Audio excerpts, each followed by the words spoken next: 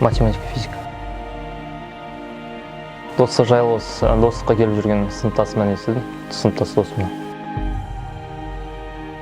Алғашқы сезім таңсық жерге танымайтын адамдардың арасына түскен кезде бір қобалжу сезімі болды десем болады. Достықтан уақытымды тиімді пайдалануға үйрендім. Жетістігім енді 135 балл.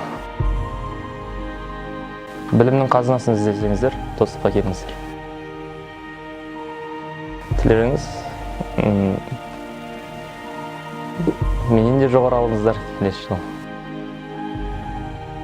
Ең қиын келгені мектептен шығып сағат 2-ден. Кейін достыққа келіп, достықтан шығып, достықтан кешке шығамыз ғой. Сол таңертеңнен кешке дейін оқу, білім алу кішкене адам шаршады дейді. Достық әрқашанда мерекелік іс-шаралар жүргізеді. Міне сол іс-шаралардың жүргізілуі маған өте қызық көрінді.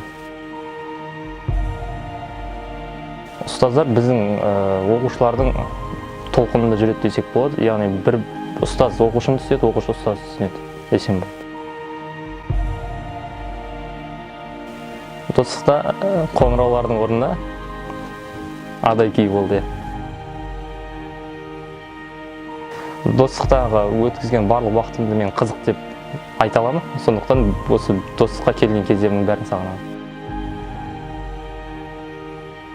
Жоғары ұпай жинау үшін талап болу керек деп ойлаймын. Талаптыға нұр жауады дейді ғой. Достық бұл білім есігін ашар кілт.